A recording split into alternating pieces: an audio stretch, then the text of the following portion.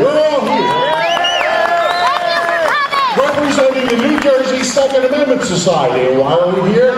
Because we want to show our support with you guys. We're standing here together with our brothers and sisters from Connecticut to show our support, and we want you to know that we see you as the vanguard of a movement which is spreading across this nation as we stand here today. As you know, we have our own problems back in New Jersey. They just are trying to push through a 10-round ban and a lot of other very bad legislation. But you know what? Our KDA is something that crosses all state boundaries. This is a republic of individual states and individual people.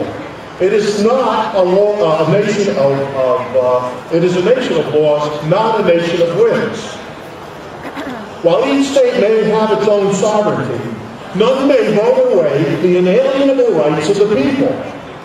And the chief right among these rights is the right to protect one's life and freedom, and the right to protect and defend one's family, loved ones, neighborhood, community, state, and nation against any attack, regardless of whether it comes from a single criminal, from a gang, or from a government which no longer respects the rights of the people.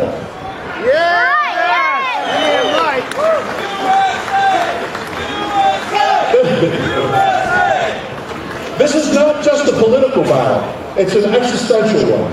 We as a people have a choice to make. Do we give up our rights to repel the initiation of the use of force against us, or do we exercise the pre-existing rights our founders so carefully enshrined in the Constitution and the Second Amendment? One choice will lead to slavery, and the other to freedom. It is astonishing to me that we even have to make this choice. Proponents of gun control, a lie that we all know is code for people control, they'll say, well, we only want to limit your rights. We don't want to take your guns away. All we want is reasonable regulations. To that I say, the only reasonable regulation that gun owners need to follow is, do not use your guns to initiate the use of force against your fellow humans.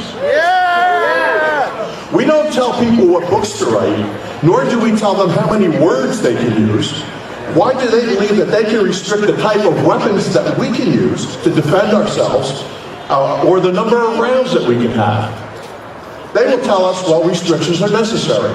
After all, you can't yell fire in a crowded theater. Well, putting aside for the moment whether or not that's actually true, you certainly can yell fire if the theater is on fire.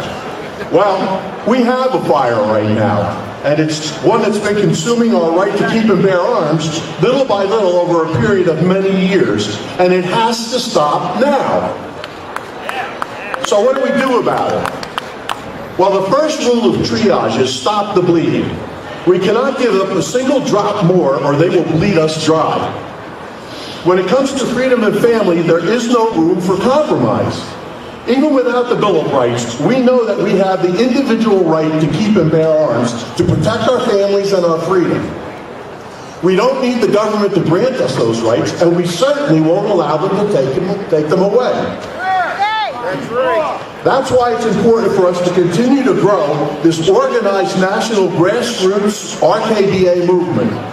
We are the boots on the ground, and we need to make sure that they hear us coming, and we need to make sure that they hear us saying, we will not comply. We will not comply. We will not comply. We will not comply. We will not comply. We will not comply. Thank you.